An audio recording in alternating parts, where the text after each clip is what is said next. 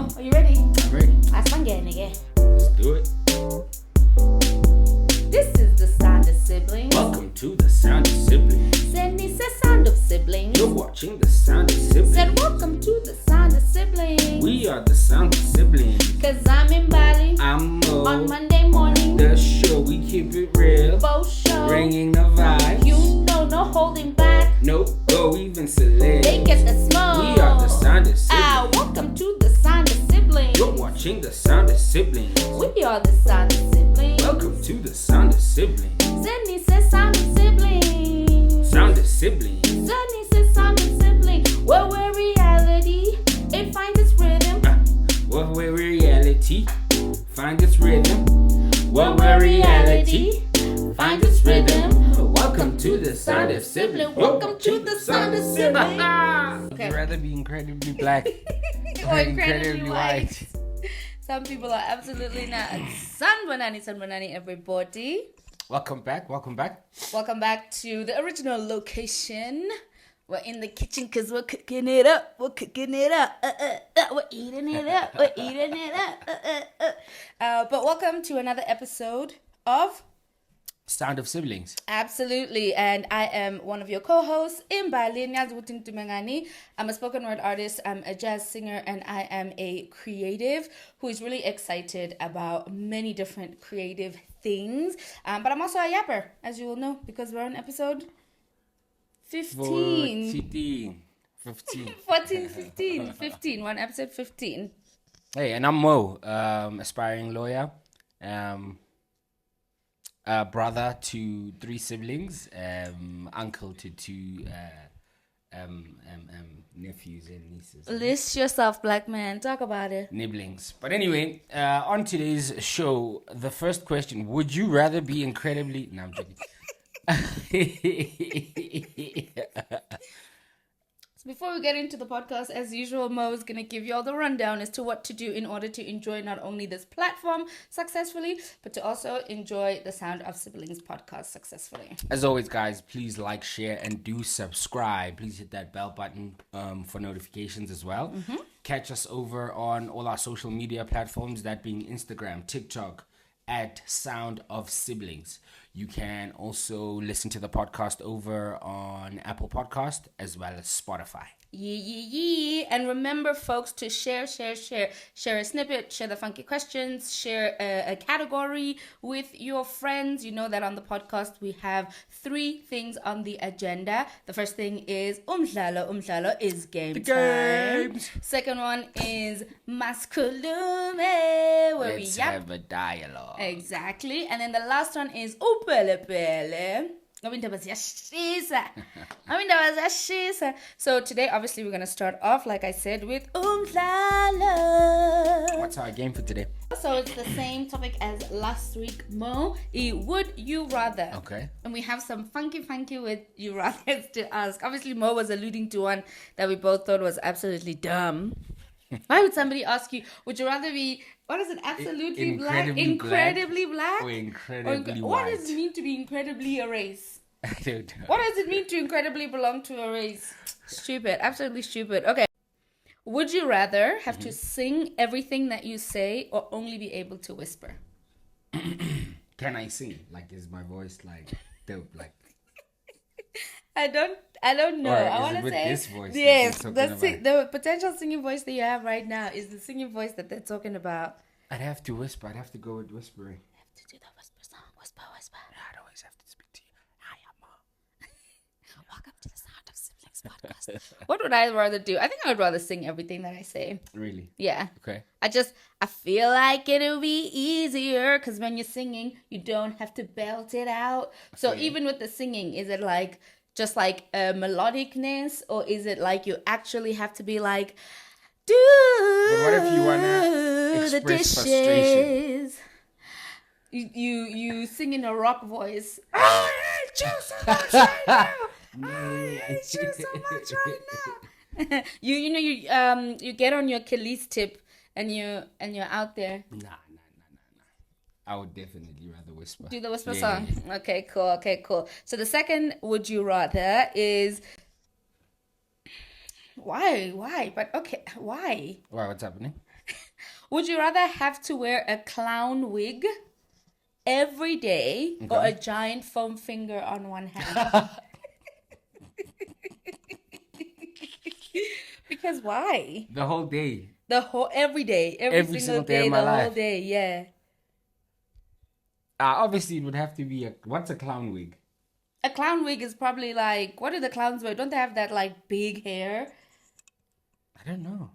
It probably looks very clowny. Let's see what a clown wig looks like. Yeah, like like these. these. Yeah, like these wigs. Nah, I'd rather do a clown wig. You'd rather do a clown Because wig? the finger thing is like I'm driving. Absolutely, the finger thing is more functionally cumbersome. Yes. But the clown wig is it just looks stupid every single day. But What would you rather do? if I'm in the state that I'm in right now, meaning I'm unemployed, I'm funemployed.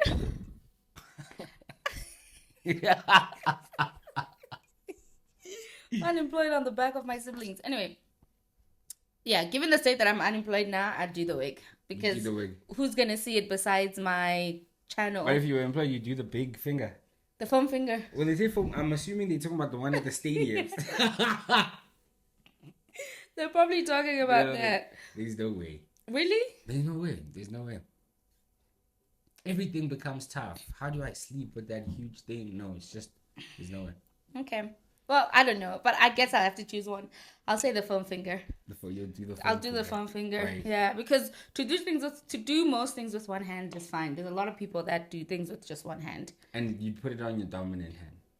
No, that's not what this stipulates. It's No, going on the left hand. No ways. It's going on the left hand because I'm dominant right hand. But there's no ways. What am I going to do? There's no ways. Okay, the last would you rather. Would you rather live a long life with no one remembering you, or a short but famous life? I'd have to go with a long life and no one remembers me. Why is that? What will it matter to me once I'm dead? If you remember me or not. What would that matter? Fair. You want to live a long life? Yeah. Okay. I think I'd want to live the famous short life. And I would want to be famous for a good thing, you know? Okay. So whether it's like music, like for example, if we think about Amy Winehouse or a lot of the folks in the 27s Club, you know, or like, you know, really, really being an incredible, inspiring person with like the shows that I'm on and stuff like that. So if I can be remembered in that regard, then yes. But if I'm remembered for being like, I don't know, a famous murderer or something, like I'm not down with that. I'm not down with that at all. But a short life, just to be famous. Yeah. Okay. Is it because you think the fame comes with like some sort of impact? No. Okay. Damn. Yeah. All right. Yeah. Well, because if I live a long life, I still want to do those things. But if nobody knows me, then like, who am I inspiring? Do you know what I'm saying? Like for me, I want to inspire people. So if it's a long life of nobody knows me, I feel like how am I gonna live out my purpose? Fair. You know, because we're talking about.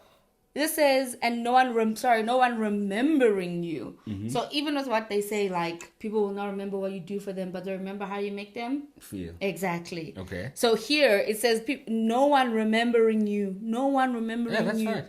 So they might have good memories with you, but the moment is kang, kang, kang, under the ground. They forget me. That's fine. It's Men in Black. That's okay. Okay. There's a lot of people I used to know that died that I've forgotten, so... Okay. You know? Okay. I don't think there's people that have died that I forgot to. If I had a proper relationship with them or an opportunity to create like some kind of a lasting relationship, I feel like when I was obviously really, really young, those people, it's very easy to forget them.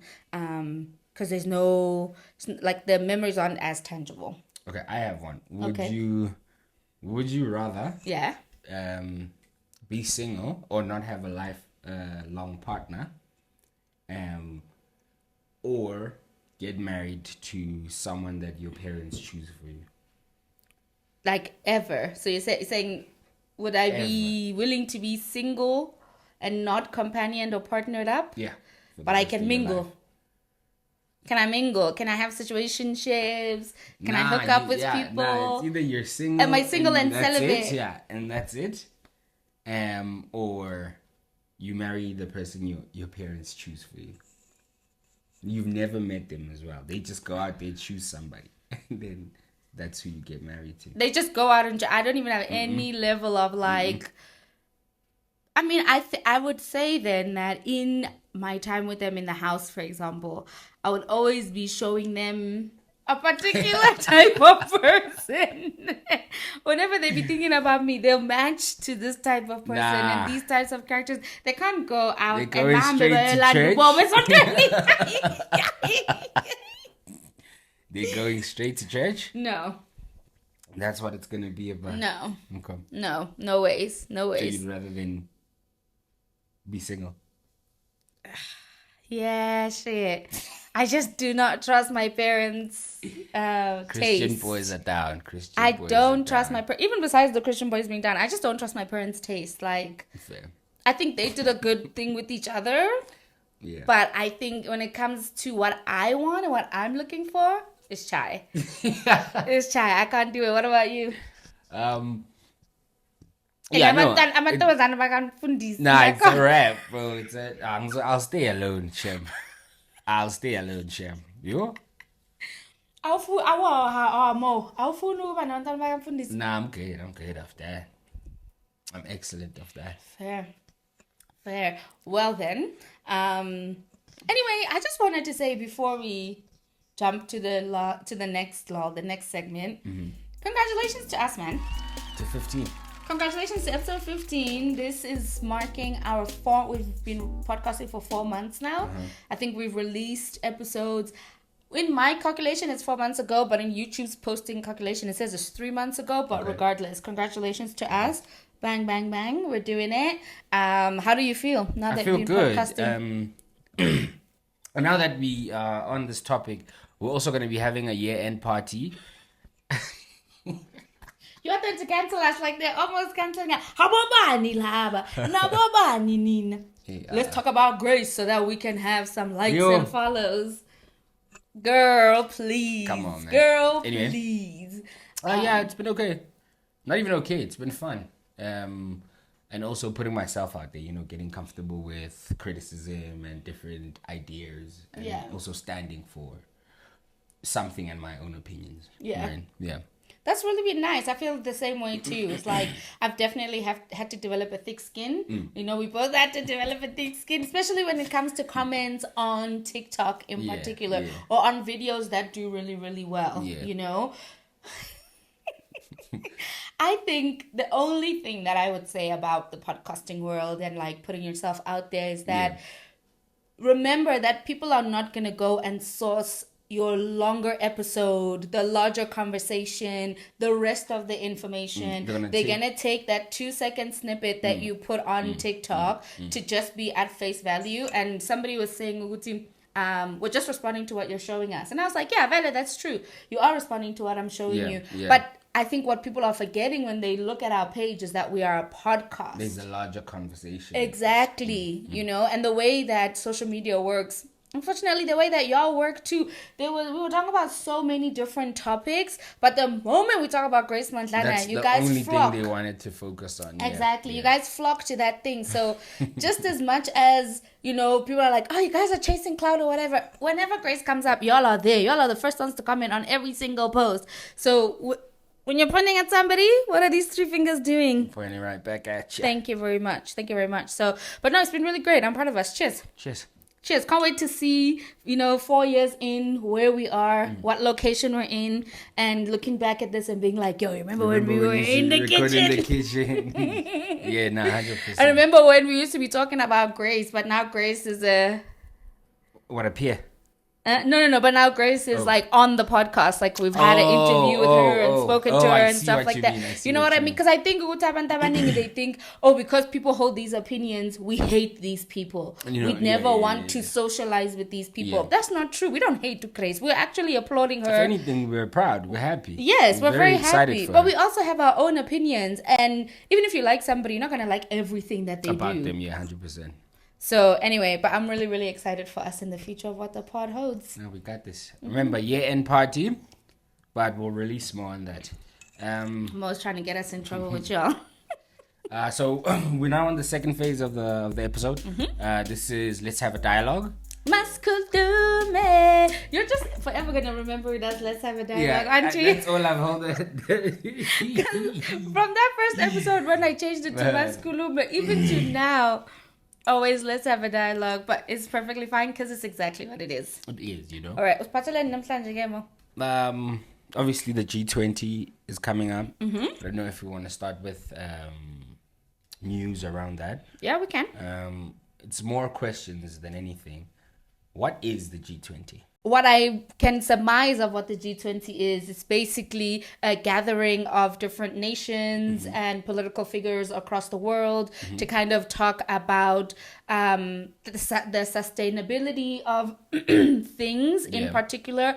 I was under the impression that they were talking about the sustainability of things across the world. Okay. But what I've since found out, or what people are saying, is that they're talking specifically this G20 in South Africa, is they talk about sustainability within the country that is hosting them. So like this G20 happening in South Africa is mostly about South Africa, whereas the G20 happening in Brazil, for example, would be mostly about Brazil. Okay. Right? And so people have their own kind of conversations around what's actually going to be taking place at the G20. That's what I would know about it so far. What do you? Yeah, pretty much what you've said. Okay. Yeah, it's just a bunch of nations coming together to discuss how they're moving money around and resources and that, right? Yeah. Obviously not for the betterment of our economies, but it is what it is. And is it only 20 countries, hence it's termed G20, or? I don't really know if it's just 20 countries, but maybe. I know that there's a whole bunch of people that are not coming to the G20, like Trump is not coming to the G20. But it says here, G20 stands for Group of 20. The G20 brings together the countries with the largest economies in the world. Okay. The member states meet annually to discuss economic, political, and social initiatives. And the group defines itself as the main forum for international economic cooperation, which is why I think I'm saying with that economic cooperation that they'd be talking about the host companies, economic country, blah, blah, blahs, right? So... I don't know if you wanted to say anything else about that. Not necessarily. Do you think they'll touch on the whole rand manipulation thing? Do you think that is even a discussion they have in the government and amongst themselves, or is it just a social media thing? I think that they might be having this 7 rand to the dollar conversation in terms of like the manipulation of it, maybe, whether or not it affects them in the same way that it affects us as citizens, I think is very different. I think where we're coming from with the rand manipulation is we're realizing that actually it's being manipulated and we are at a large disadvantage for that. Yeah. But whether they care and whether it matters to them that much, I don't know. Okay. Yeah, I don't know. I don't know what Cyril is going to be talking about, since he even said that he could resign tomorrow. So we don't even know. It's like he doesn't care. When someone says that, and why doesn't he care though? It's very alarming. Why would a president say, if you want me out, I'll come out now?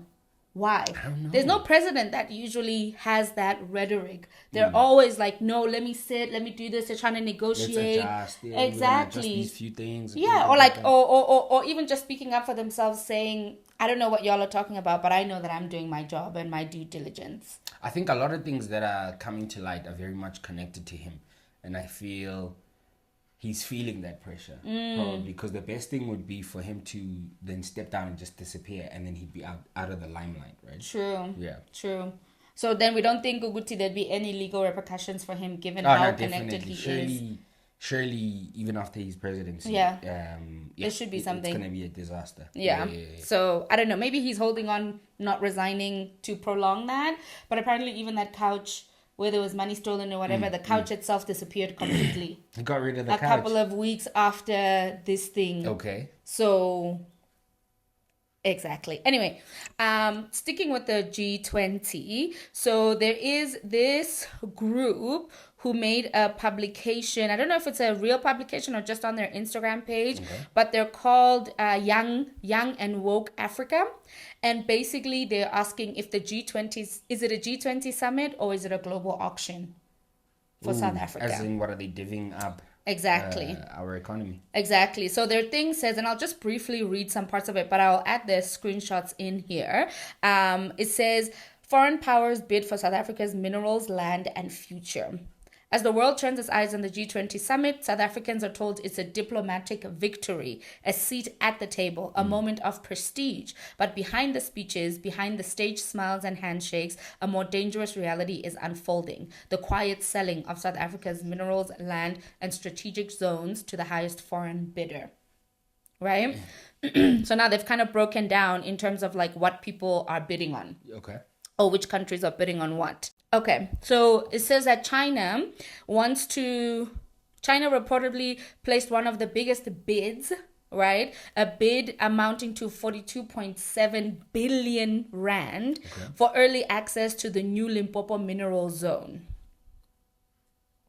There's a new mineral zone in Limpopo. Yeah, so I'm assuming that as they've been doing this like huge excavation, I guess, across all of South Africa, finding different pockets where there's different minerals, you know, like in the Eastern Cape, they found those ones there. In Limpopo, they've been doing that. I think they've been doing that kind of all over the place. And it actually makes me think like these two new cities that they're building, are they building them near these new zones that are being sold essentially? In order to push people to either push people into those cities so they can become the workforce for those areas, or to give whoever these people are going to bring over once they've won their bids over to come and stay. They'll bring their people, the Chinese. You see what I'm saying? So, but yeah, so this bid was for early access to develop a new mineral corridor in Limpopo, which is rich in chrome, rare earth metals, and critical minerals needed for global electronics and military technologies. Okay, so that's the first one. The next one is India. So India apparently has placed a bid with 11.4 billion rand, offering to target pharmaceutical manufacturing zones in KZN. When you say target them, as in buy them up? I'm assuming so, yeah. Okay. Or maybe they're gonna say that they're supporting them, but then eventually like take over. Okay. You know how the business world works. So on paper, it's for medicine production, but in reality, it's a positioning move, securing access to patents, supply chains, and export routes that place India, not South Africa, at the top of the value chain. Yeah. Right? Okay. The EU, the European Union, bid 32 billion for the Saldanha Bay green hydrogen shipping. Okay, so this is toward the expansion of the Saldanha Bay industrial zone, focusing on green hydrogen shipping, a sector which Europe desperately needs as it shifts away from fossil fuels. Europe gets the clean energy, South Africa gets the debt, the land loss, and the export pressure. Guys. Exactly. The hosting bonus. So there's a hosting bonus when you host the G20. So is this like what we'll get? Yeah. Okay. Yeah, it's what South Africa will get. So South Africa could receive a payout, but only if the bids in total exceed 150 billion. So if we're willing to sell up parts of ourselves, are forced to sell to get the bonus. Yeah. That's so messed up. But also forced to sell. So when are you going to sell your land anyway? And then you cry because you're forced to sell enough of your land to get this money. That's crazy. Exactly. Crazy. That's crazy. Yeah, that's absolutely mental. I don't know if there's one last one here. Let me just check. Oops.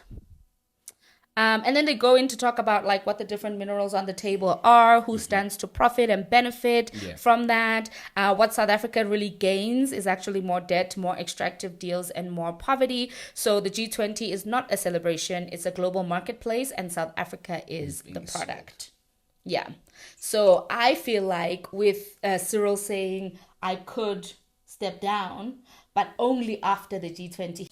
He's almost done. They're almost done with whatever project they were working on. Probably. Yeah. They're almost done stealing all the money. So like a last hoorah. yeah, and plus that money is already stolen and stuff anyway, because that's the thing. Even if we do get that buy-in of 150 million billion whatever's rands, whatever we get as the kickback to that is not we get. It's not you and me get. It's not job creation get. It's not fixing sanitation get. It's not fixing electricity get. It's pockets lined of the politicians get.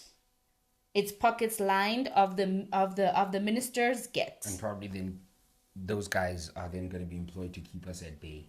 Yeah. You know? Yeah. Exactly. So absolutely mad. But I just wanted to say, because I have a screenshot here, that it was where he said, it says, and this was posted by SABC News on X, formerly known as Twitter, says African National Congress President Cyril Ramaphosa has dared his political detractors in the National Executive Committee to give him a date by which he should resign.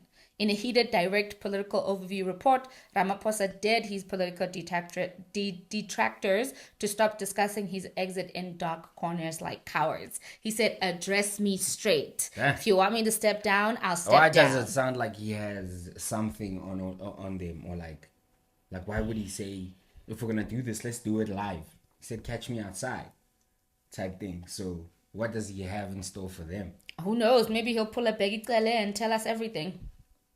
Damn.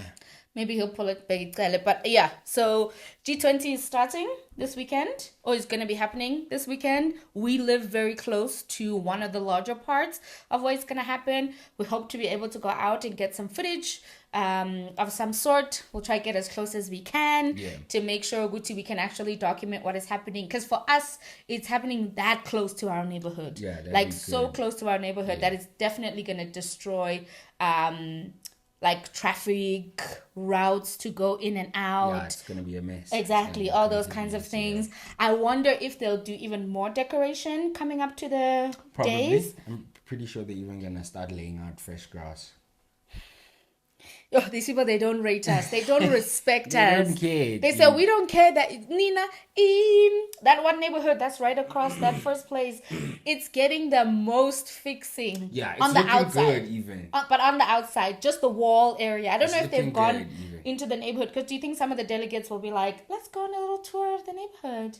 No, so I think they did fix those neighborhoods as well. Okay. Just in case, like, this Somebody whole goes strike, in. if the strike happens, they've probably already organized how they'll deviate, or like security risks and stuff like that. How they've probably practiced how they'd keep all these big politicians from across the globe safe. Yeah. So there's probably like escape routes that they've also been decorated and things like that. Yeah. Okay.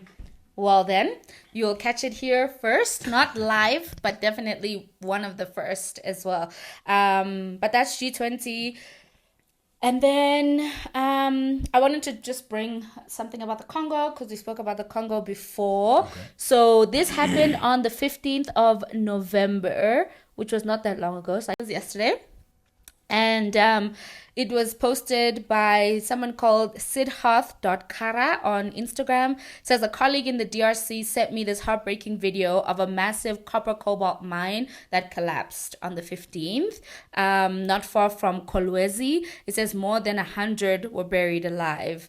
And yeah, it says that, tech and EV, electric vehicle supply chains are not clean. This is how the blood of the Congo powers people's lives. It's really bad, guys. Really bad. Nyantela. Somebody was like, and I won't name who she is, but she's like I wouldn't necessarily call her an influencer. I think she's just like a thought leader necessarily is how she sees herself. But she was saying, Gutiana, she sees herself and she's going to sell out. She doesn't want to lie to us, because everyone's thinking of her as this like thought leader, somebody who might not sell out and stuff. She's like, I know her. I might buy the latest technology. Who's that? Oh, yeah, I've seen her before. Yeah. So she's basically her thing is about empowering people in terms of thinking critically about things. And so, but she just posted recently, Guti, actually, I think I might sell out. I think I might buy new technology whenever I want it. And that's a weak mind, but that's fine. Thought leader, good. Anyway. So, Uzetu. As you know, we spoke about Zetu last episode. Yeah. But Uzetu basically came out on TikTok and she was just saying, why are you guys trusting a murderer? Who, MASI'KHULUME? Yeah. She's like, On why are what? y'all What did he- trusting what a did he murderer? say? Why are you trusting a murderer? No, because he's keeping everyone's stories. Please keep a story, telling you the truth about this, about that, about this. Yeah. She says, why would you also overwhelmingly trust a murderer?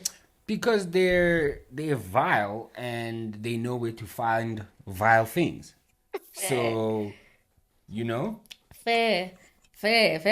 what are you doing in your life that you gaining this much attention from such a vile individual? How is he accessing your spaces?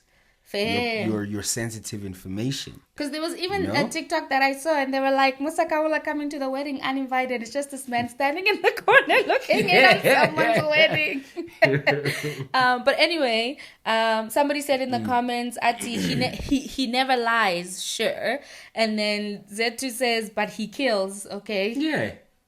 Somebody said him and Chris Exile, I don't know who Chris Exile is, are bullies, but we're not ready for that conversation yet. And then somebody else said never trust somebody who has nothing to lose. Okay. As well.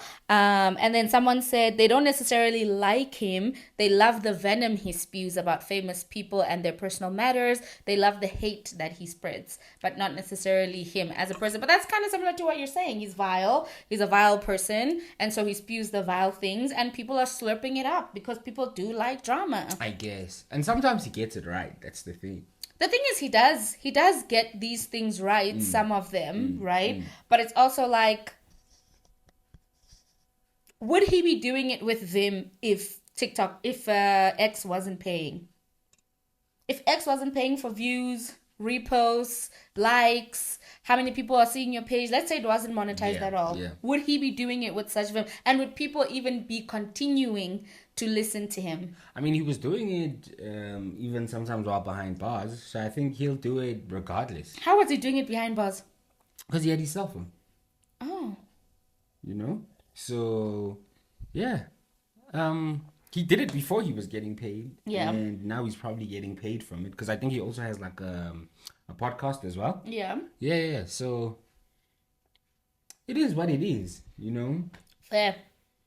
He's the TMZ we need. But that's kind of nuts. Anyway, I didn't know that he killed somebody. And this might be allegedly still. Please don't come here. No, I think he did. I think it's confirmed. Is it confirmed? Yeah. Damn, that's next level. Anyway, y'all out here liking the vile shit that people are spewing.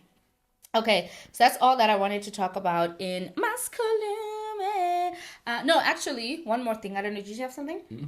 One more thing is I was watching a podcast. Okay. And they were and it's a podcast from the UK, and they were talking about people, like kids, usually when they are disruptors or they're unruly or whatever, their African parents will ship them back to Africa to go stay with the auntie or uncle, and to go to a boarding school or something, so it can whip them into shape, essentially. Okay. Right?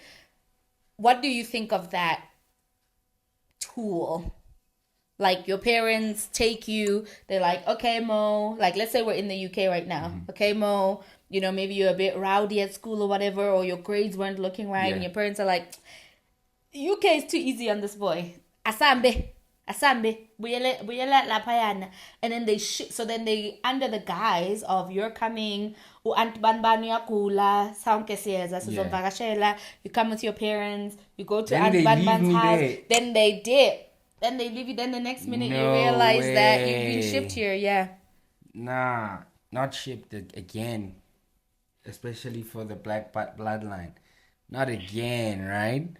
But that's not dangerous. Again. That's dangerous, guys. Like, I feel like that's very dangerous of parents to do. Just also in terms of, people are not always going to love your children the way that you love them, you know? Mm-hmm. So are they protected? Exactly. That auntie and uncle, will they not just be using the money that you're sending for their own things?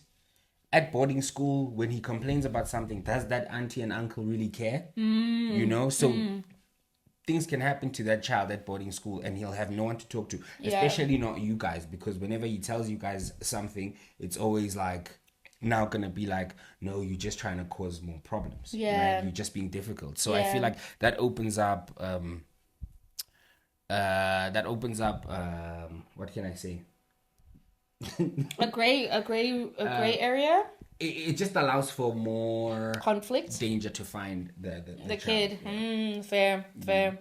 Fair. I mean, there's this one kid, I think it was in Ghana, if I'm not mistaken. He's been shipped to Ghana, and his parents took him, then left him. But essentially, he took his parents to court. Okay. To be like, this is unlawful because you've also now taken me away from my home because he was born in the UK, right? Yes. You've taken me away from my home, and now you guys are there, and like I'm here. Yeah. And so the first court ruled that like, no, this is actually in your favor. Your parents are not to blame. Okay. The second court appeal or review said, yeah, Vele, what the parents did was not right. Because he's being trafficked. What?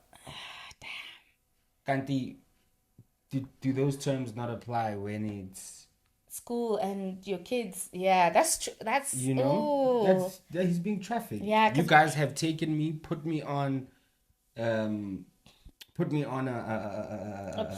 plane, and basically dropped me off in the middle of nowhere because I don't know where I am. Yeah, you know, that's not home. Yeah, so I've been trafficked. And you've been told you're going to be doing one thing, but actually be doing another thing.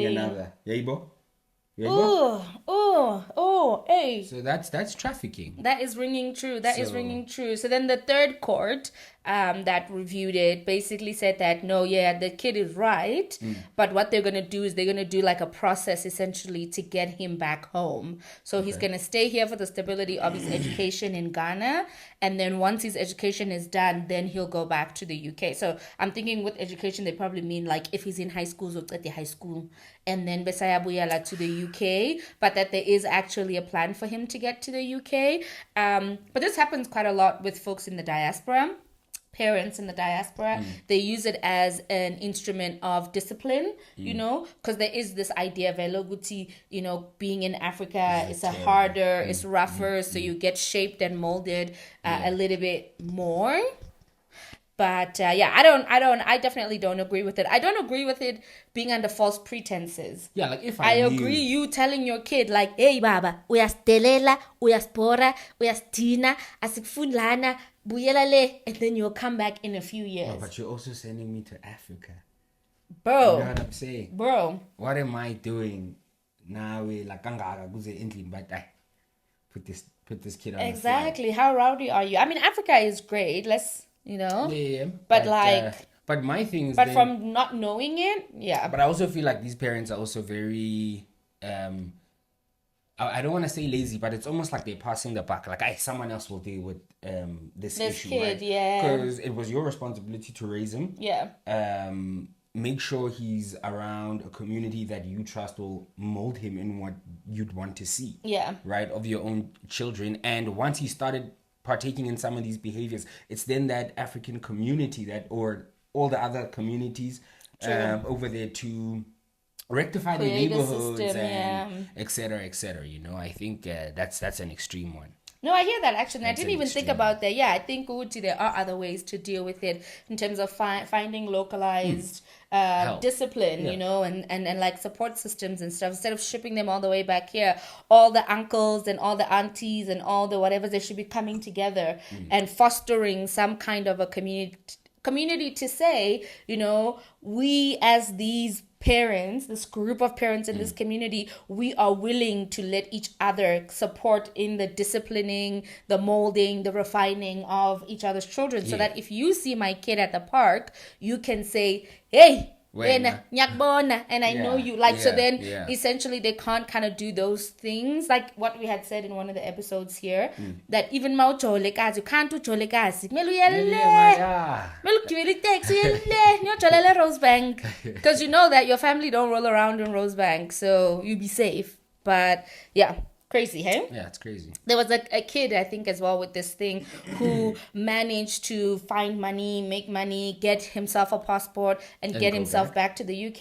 And then he got home, knocked on the door, and he was like, I'm back. Yeah. So it happens. Yeah. It happens. Yeah. Oh, it happens a lot. It happens a lot. If you go on TikTok and you look up like I was shipped back to Africa, whatever the case is, you'll see there's a huge number of people that this is happening to. as well. So I don't know, but I think I agree with you on your last sentiments. Parents need to find a better way to discipline their kids instead of just shipping them off to Africa. Yeah, because why do you think then Africa is then deserving of your unruly child? Yeah. You know. Yeah. Why are we deserving of that? That's true. Why is the West? Yeah, you can't be doing these things here Yeah. around these white folks. Yeah. So we send you back to Africa. You know what I'm saying? That's terrible. true. That's true. And that actually reminds me of terrible. one more thing that I think I want to put in this segment.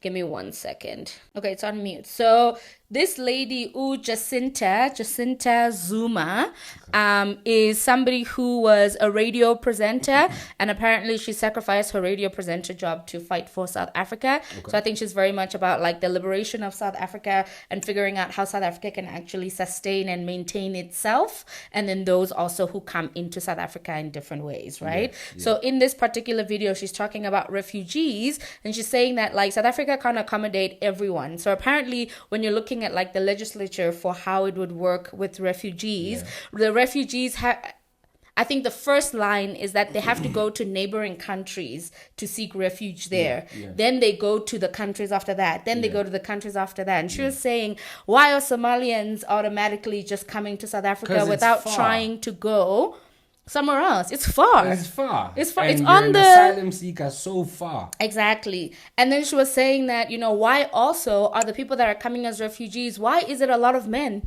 Where are the women and the children? Bruh, because they should be first. Right? Yeah. Where are the women and the children? Bruh. Because for refugee status is for everyone. It's not like it's easier as a man to have refugee status than it is for a woman and a child. I don't think necessarily. So when you're coming, you have to bring everybody with you. Why are you not applying for refugee status for you and your children, you and your wife, you and your people? I didn't even know that. Why are you not doing that? That's scary. Yeah. Sounds like there's an agenda. Exactly. And then she was also saying that now we also see Guti, Pakistani who own or like who are running the spaza shops in our neighborhoods. They also antagonize non-Pakistani people and especially Black South Africans if they want to open up a spaza shop. So they'll go and they'll harass that Black person who has a spaza shop until they shut it down. So that they can then take over. Yeah, but then so that their spaza shops are the ones that are the only ones there. And she's saying, Uguti, it's probably mafia money that's operating in there. They're probably part of that agenda that you are talking about, right? Because we know, Uguti, how as a business person are you going to antagonize somebody else? That's not citizenship. That's not being a refugee in someone's country. That's criminal. So you're coming in here, you're doing criminal shit. You want to monopolize on things that don't even belong to you. You're a refugee. Like, you're here seeking asylum. You're here trying to build a life for yourself, running away from war. So the life you're going to build is a life of crime. Yeah. But I mean, some of them do. But it's too far, you know? That's my only thing. It's like, far. You pass so many neighboring countries which also share the same values as you guys. Yes, much closer. Nah, it's. I obviously don't want to sound xenophobic, but it's far. It's far, dude. And we don't even share your religions or your ideologies like that most of the time. You know? So manje man figalana, you're gonna get housing. Then you guys are gonna buy a community hall. You're gonna start pushing your religion in there. Next thing. Can you see? Yeah, exactly. And she was saying, Guti, okay, fine. You know, people are coming, asylum seekers are coming, refugees are coming. But a lot of countries have caps for how many refugees and people can seek asylum. Apparently, in the UK, it's 10,000. Okay. In South Africa, it's unlimited. So here you just come. We don't have a cap. And I'm sure we barely even have documentation requirements. We do supposedly have a border, but people can just cross the border. Is it like a serious border or is it like imaginary? Like, this is where South Africa No, is. I think it's a serious border, but with every other institution. It seems so porous. It's like, wonky. It seems like you just walk over the fence. Yeah, it's wonky. And it's not that they're patrolling the whole leg of the border. They're patrolling certain parts of the border.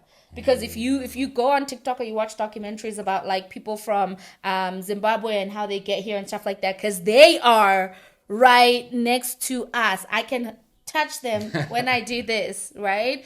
They show you, Guti, there's some parts of the fence, so they'll walk all the way down to where they're not patrolling, and that's where they'll then come in and stuff like that. I mean, it's, I also want to say, Guti, I understand, because of what I've watched, that it's not as easy to be doing the border hopping and scotching. I don't think people necessarily enjoy it for the majority of the people, but there's obviously people that are coming in and taking advantage, right? Yeah. And coming in with their criminal agendas, right? Because that part where she said, why is it men and there's no women and children? I said, now hold on a minute. Say, wait a minute. You're clocking it.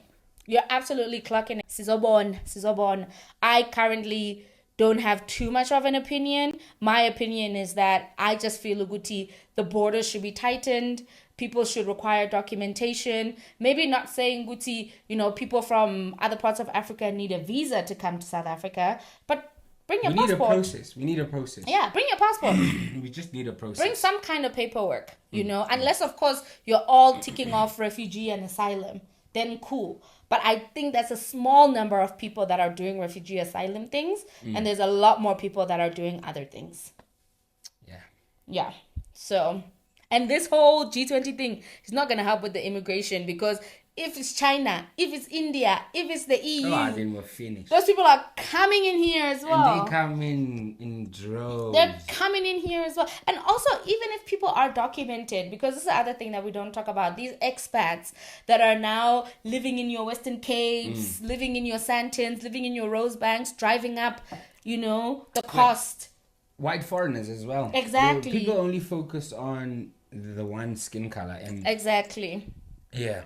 And I think this is where because people always say, so what do you want? Then people say, okay, but we need them documented. But then it's like, then are we going to like what? Because even undocumented people pay taxes, because undocumented people have jobs. Even homeless people have jobs. Yeah. So like, I don't know. I'm not well versed in it, so I don't want to speak too much, but I thought I should bring this into this conversation. I want to watch more of her interviews and listen to more of what she has to say, because I think I can learn a lot. Okay. Yeah. But cool. That's the end of that segment. All right. Now we're heading over to our last segment. This is UPELEPELE. I think for me this time around, for starters, I wanted to pick your brain. Okay, pick it. We know, like, in the midst of GBV and everything that's happening, we're seeing that there's actually a lot of older men that date young girls. And we've termed them as predators, right? Would you say then Saralanga is a predator? Tell me about Saralanga. I don't know who that is. All I know is that she's somewhat a celebrity or known in South Africa. Okay. And she's now dating a 23-year-old. How old is she? She's probably in her 40s, if I'm not mistaken. Okay. That's and a she's huge... dating a 23-year-old, one of our rugby players, Ngomezu. Oh, okay. Damn. Yeah, that's predatory behavior. But now, what we're seeing is that as soon as that came out, like on Twitter and stuff like that, all the women are like, she's in her bag. That's predatory behavior. So I think that two things are happening here, right? Firstly, it's predatory behavior. Let's get that out of the way. It's predatory behavior if a man is dating a girl, if a woman is dating a young boy, it's predatory behavior through and through, regardless. It's predatory behavior. You can be queer, you can be gay, you can be straight, you can be bi, you can be asexual. Right. I don't care. It's predatory behavior. That is the line, that is it. Right? Yeah. I think what's happening as well is that we're there's also that double standard, right? Because for the longest time, when men have done it prior to the rise of like it's predatory and whatever, because that's kind of recent in our human history, this fighting against patriarchy, it's very recent. It has kind of like a smaller window, I would say, in our timeline.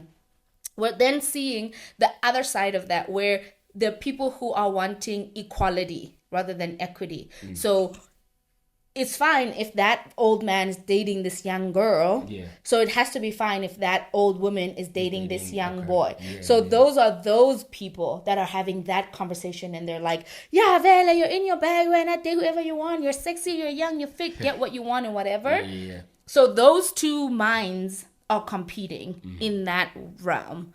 But for me, it's predatory behavior. It is. Okay. It's predatory behavior. That's it. I don't care.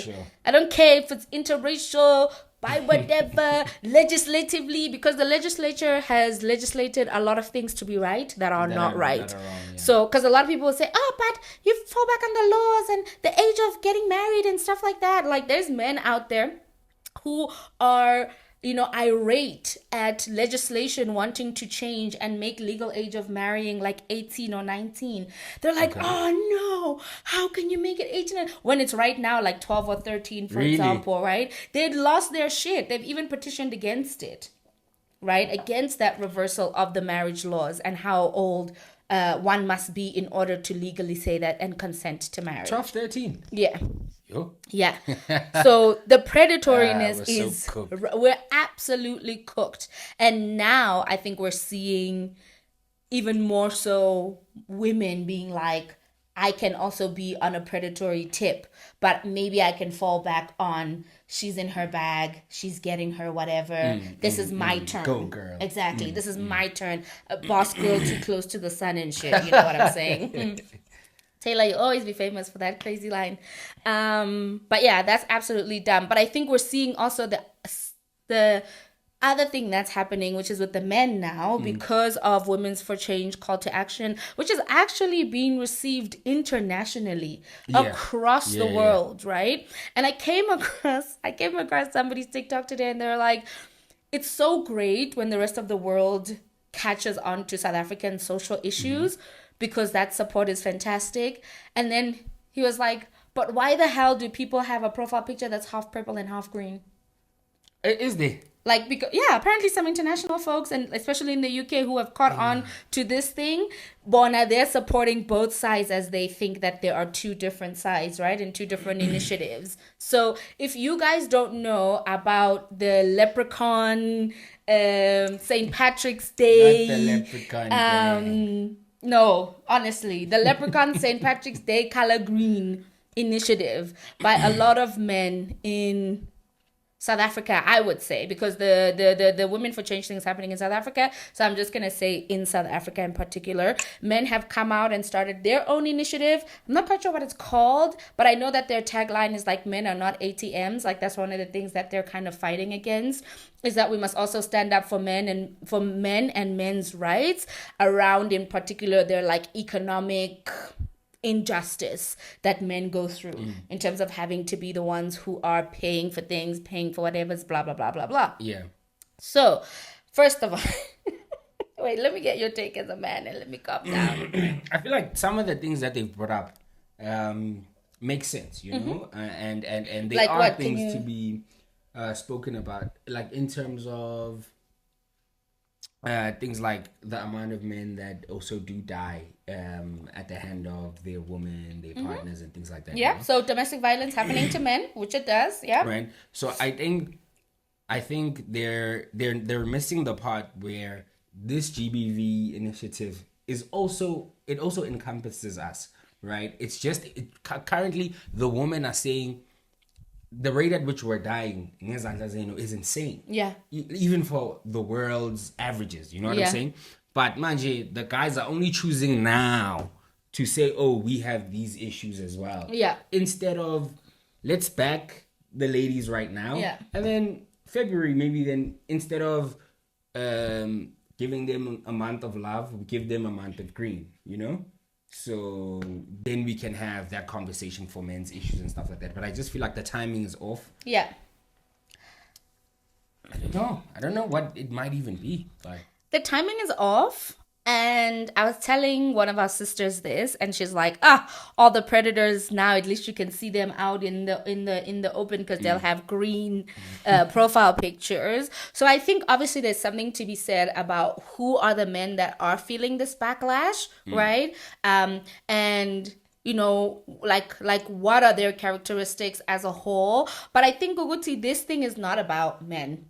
I think even the men are lying to themselves and each other that this is about men. I think this green initiative is a retaliation to the women who are facing abuse, right? In whichever way. And yes, the retaliation and the agenda items and what they're calling for makes sense because the ill is happening to everybody, right? But it's just the fact that this group that is Women for Change is saying, y'all niggas are harassing us, and instead of waiting for you to make a move, women are gonna make a change. That's why it's called Women for Change. It's not women against men and we hate men and men can never be useful and whatever. No, it's not about you. But at least I don't have any friends that have put up anything but purple. Give them a call and talk about it. Give them a call and have a conversation because putting up purple can be easy. But give them a call. Saying, because some people's boyfriends now have green profile pictures. Bro, so many people have green profile pictures. You gotta leave. It's nuts. It's absolutely nuts. You know, it's women saying no. Like somebody made a really good analogy about it. It was like, Sonke, we're waiting outside, Lana, and there's a car. And we're all wanting to get to a particular destination, right? We're all waiting. It's women and men, all sorts of people. We're waiting. Nobody's getting in the car. So a woman goes and sees, hi man, is the door unlocked? The door is unlocked. She gets in. And not only is she getting into the passenger seat, she's getting into the driver's seat because she's like, oh, okay, now she's saying, Uguti, the men are now complaining, Uguti, why manja, the car is just for women or whatever. And the woman is like, no, the door is open. The door's been open this whole time, but you didn't even take initiative to try to see if that door's open. So men have not been taking an initiative on trying to solve gender-based violence. And maybe let's remove the gender-based violence because it holds a lot in it. They're not trying to help stop domestic violence, even when the domestic violence is happening to them. Yes. This is my issue. That's the thing. This is my issue. Only manji. What's happening in all boy boarding schools? That shit is facilitated by men in those boarding schools. Those teachers are men in those boarding schools. Do you hear what I'm saying? What's happening in the church mostly when the men are the pastors? And what are they doing? They're fucking around with girls and boys in the church. You know what I'm saying? So the issue is that, Nina, you didn't take the initiative to say, we're going to start something and we feel like we're under attack. Exactly, because even if it's just for men, even if it's just, I'm waiting for the day when I can see millions of initiatives for men, started by men, for men, that are particularly not anti-women. They're not going in there to spew anti-women rhetoric. They're saying, guys, let's heal. And be better. Let's come together and save our boys, our sons. Because at this point, it's a retaliation because what you're saying is, oh, when you slay queen, just because I slapped you around and I strangled you and I bashed your head into the window, now I'm going to come out here and do about not being an ATM. I don't understand where they're coming from. I don't get it. I don't get it. Not even going to try play Devil's advocate. No, the devil doesn't need any advocates. The devil is fine. The devil is totally fine. But yeah, men need to get it together. Men need to figure out how they can solve the issues that they feel that they have for themselves and together. Start the boy group. Start them. And don't start incel, red pill, green pill, bitty pill. Did you see the group chats that got leaked? Yo! Of the boys, I think the 30-year-old Xhosa men in that group chat. No, I was thinking about other group chats in the US. Okay, tell me more. Talking about, basically we were just seeing how they speak about the encounters with women. Yeah. And just the extent that they speak about putting together women. Omunye even went to the extent where I think they were trying to put together a fixture in Gauteng.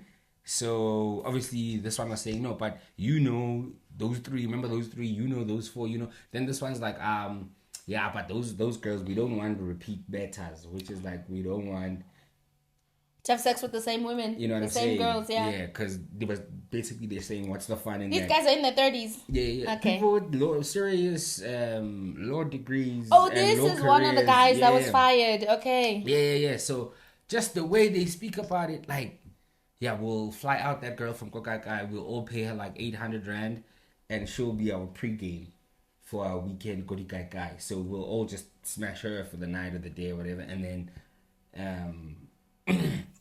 My thing is, it's insane. That's fine if that is a sex worker. That's fine. It's fine, yes. But the thing is, they are turning regular girls, regular women that might be interested in one of them, into this person that they can sleep with, right? And whether whether that sleeping with is consensual every single time for every single person, right? As well, does she have an opportunity to say no, I don't want this, even though she's taken the 800 rand from you? Like, for me, that's when these things get so perverse. Is like you're trying to turn somebody who is not a sex worker into a sex worker by force. Crazy. By absolute force. That's absolutely disgusting, and I'm glad that guy got fired, and I want all of them to get fired, because that is absolute bullshit. And he was maneuvering the colleagues, so when they saw that the numbers were low for the Gauteng fixture, he was like, okay, I'll throw in my colleagues. Yeah, but like, I'll invite my colleagues as well. Like maybe 3-4 of my So you see what I'm saying? These women don't even know what they're getting themselves into, because I'll throw in my colleagues. Maybe not like that, but that's the spirit in which he said it. Which, okay, maybe I have my colleagues in. He sent the pictures, and the guy says, "No, your colleagues are pressure." Because he's not inviting the colleagues, saying, "Hey guys, let's go. We're gonna run train on you guys. So let's just go to this thing." He's selling it as, "We're going to this thing, Sambin. Let's go have a good time or whatever." Oh my God, that makes me question so much. This one thing that this guy invited me to. Oh my God. Was he trying to throw me in as well? Whoa. I'm glad he was an idiot and he ghosted me. Yo! I could have been a Gautrain fixture. Shit. An unlimited beta. But yeah, it was sick. It was sick. So you see what my issue is, right? Because these guys in this group chat tell you right now their profile pictures are green. I'm telling you right now, their profile pictures are green. You don't think they're purple? Nah, their profile pictures are green. They're green. Because if you can spew this shit on the group chat, why would you put a performative purple thing up? Like, I don't even think that they think to themselves, like, let me just perform a little bit so I can get the... No. I mean, I wouldn't put it past them. The way they were 15K, how they divvying it up, which bottles... don't forget there has to be like 2 champagnes, and that's probably what's gonna keep them at the table and take them. But they were talking like it's a game, bro. Like, it's a chess game. Sending pictures saying this one, what y'all think? Saying nah, that one's dead. Saying no. Why does it seem like? You okay? Why does it seem like the latest fixtures have been with women over the age of 25, where the 21s? Yeah, after 20 something, it's like, what's the point? It's been a mess. It's been a disaster. What the fuck? It's been a disaster. What the fuck? Unlimited betas. It's crazy. That's absolutely mental.